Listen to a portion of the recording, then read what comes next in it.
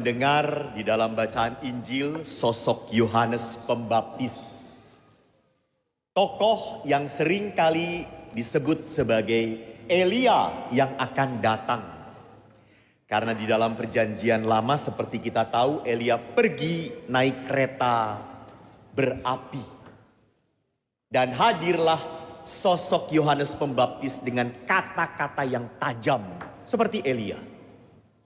Bahkan Nabi Yesaya pun menyebutkan Yohanes itu adalah orang yang mengawali Mesias. Dia adalah nabi yang akan berseru-seru di padang gurun dengan satu kata yang selalu konsisten, bertobatlah, kerajaan Allah sudah dekat. Pemberitaan Yohanes dikonsistensikan dengan kehidupan dia yang amat sangat sederhana. Berjubahkan, tadi jelas sekali, bulu unta, ikat pinggang kulit, makanannya pun adalah belalang dan madu hutan. Yohanes begitu strict, keras pada dirinya sendiri. Karena apa? Dia mau konsisten dengan berita yang ditawarkan adalah pertobatan. Maka orang-orang pun datang, tidak hanya dibaptis, tetapi juga bertobat. Dan tadi kita melihat ada hal menarik pada saat orang Farisi dan Saduki datang. Justru tidak begitu ramah disambut oleh Yohanes. Yohanes menentang mereka. Kenapa?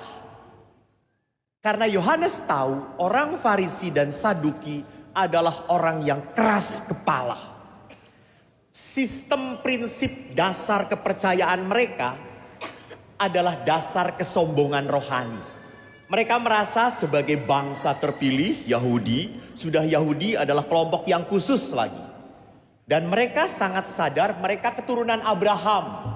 Jadi kalau sudah namanya keturunan Abraham, itu eksklusif pasti diselamatkan Tuhan.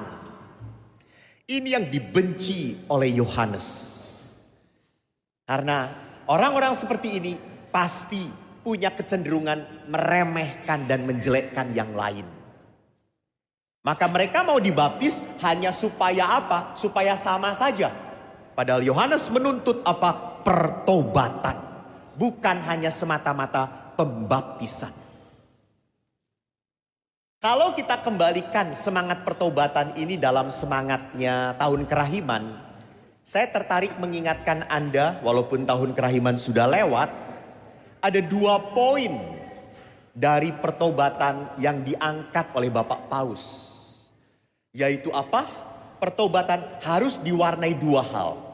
Pertama adalah liberation, dan yang kedua adalah restoration. Liberation itu berarti apa? Membebaskan. Jadi kalau orang bertobat itu berarti harus berani membebaskan.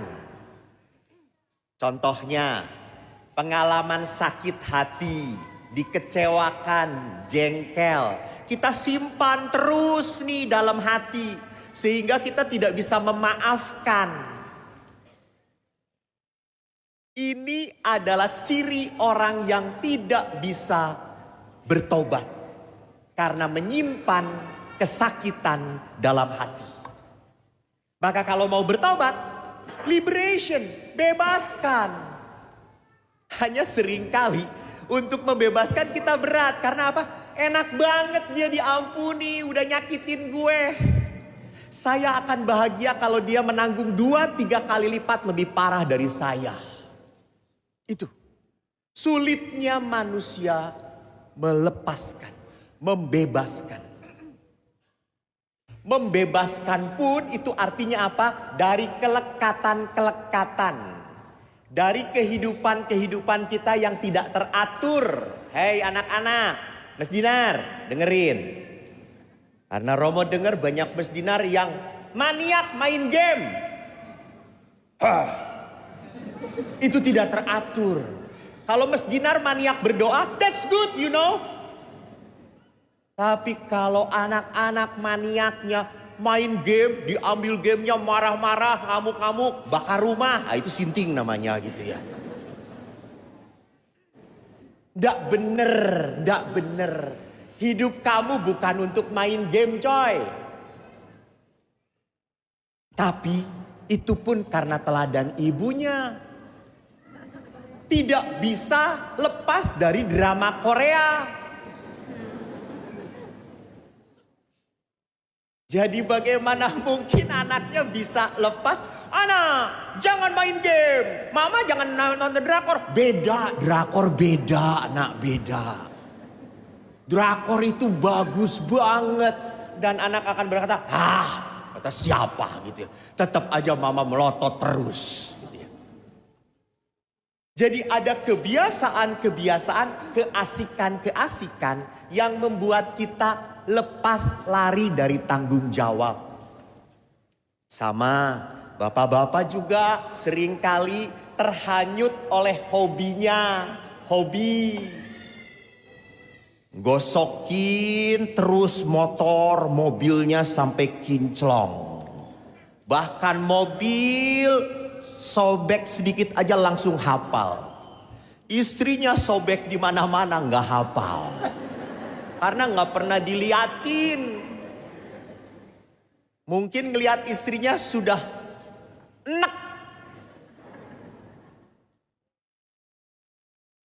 Hobi punya waktu berlama-lama. Ngobrol dengan istri tidak punya waktu. What? Itu kelekatan. Merokok, kelekatan. Bukan karena saya tidak merokok gitu ya. Tetapi oke lah merokok, tapi tolong sampai saya kemarin ada seorang yang Pak coba hitung. Kalau merokok itu, Pastor saya bisa 2 box 1 hari. Total berapa juta Pak 1 bulan? Dia mentotal habis 1.500.000. Hah? What edan? 1.500.000 masuk kolekte. Kita bisa bangun gereja baru coy. Jadi kalau tahun depan gereja kita tambah, rupanya bapak-bapak bertobat. Kelekatan. Kita boleh saja punya hobi, tidak salah. Ibu-ibu mau nonton drama Korea tidak salah. Tetapi pada saat kita terlalu terhisap waktu kita untuk hobi dan lupa tanggung jawab kita, disitulah kita tidak berani bertobat. Yang kedua adalah apa? Merenovasi, membarui hidup. Jadi bertobat itu bukan berarti ya tahu saya salah gitu. Si bapak ya betul merokok salah, membuat saya tidak sehat. Tapi tetap aja merokok. Itu namanya borokokok kata saya. Anak-anak ngomong iya mama salah, kata Romo juga kalau main game terus ya nggak apa-apa lah dikit-dikit gitu ya. Jadi kalau orang bertobat itu tidak hanya selesai pada saya salah, saya mengaku. Perbaiki hidupmu. Benerin, yang salah itu benerin. Jangan dibiarkan. Omong kosong kalau saya bertobat lalu membiarkan kebiasaan buruk. Di sini banyak oma-oma juga. Apakah oma-oma tidak ada kebiasaan buruk? Saya belum pernah mengalami jadi oma-oma. Tapi bisa jadi jangan-jangan setelah tua ini kita terlalu pandai mengeluh. Aduh Romo badan saya sakit-sakit terus tiap hari sakit terus. Siapa oma-oma yang sakit datang pada saya. Kita makan cukyok bareng sakitnya hilang. Jadi kalau kehidupan kita isinya mengeluh. Bagaimana Tuhan bisa memberkati kita? Bagaimana Tuhan bisa mencintai kita? Lepaskan keluhan-keluhan itu. Terimalah kalau semakin tua memang badan semakin sakit. Memang sudah waktunya. Bukan waktunya dipanggil, tolong jangan. Sudah waktunya sakit, kecapean tubuh itu. Namanya Fisik itu kan kalau dipakai terus ya makin lama makin usianya akan berkurang. Dan bagaimana semangat renovasi itu harus dibuat. Kalau tadi dalam bahasa Yohanes, hasilkanlah buah yang sesuai dengan pertobatan. Apa yang harus kita lakukan di masa Advent ini? Pertama,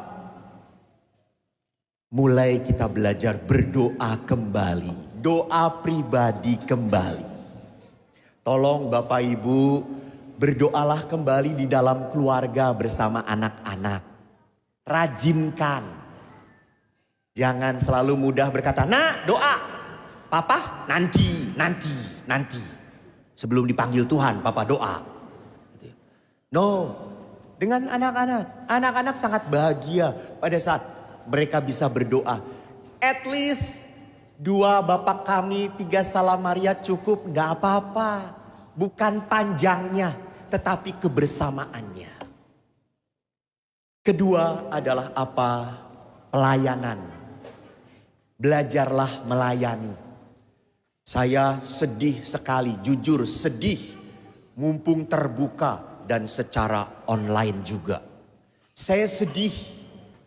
Dibuka pendaftaran prodiakon, saudara-saudara, pelayanan prodiakon sudah hampir 2-3 bulan yang daftar 300 bapak-bapak. Edan kiamat sebentar lagi. Cuma 30 bapak-bapak mana? Nggak perlu duit, tenaga aja. Udah duit aja pahit apalagi tenaga gitu ya. Menyedihkan toh. Seringkali kita mau dilayani gereja, maaf, tapi tidak mau melayani gereja. How come? Cenglilah sedikit dengan Tuhan. Kalau mau diberkati, beri sesuatu. Jangan berkat itu berhenti pada Anda. Maka tadi ada beberapa anak yang memberi amplop untuk Anda. Bukan untuk dibawa pulang. Diisi coy. Itu amplop untuk anak-anak paroki kita yang tidak mampu bersekolah. Itu adalah gerakan ASAK, ayo sekolah, ayo kuliah. Haleluya. Kalau Anda bisa menyekolahkan anak-anak Anda ke Amerika, Jerman, Belanda, Singapura, Australia, Garut. Hebat, haleluya. Tetapi double haleluya kalau Anda bisa menyekolahkan anak-anak yang tidak mampu. Biarkan mereka menikmati pendidikan. Karena ingat, hanya anak-anak bodoh yang akan menjadi anak-anak fanatik. Hanya anak-anak yang terdidik akan menjadi anak-anak yang membawa pencerahan, kebenaran di dunia kita. Maka Bapak Ibu, terlibatlah dengan gereja kita. Ini gereja Anda. Gereja hanya bisa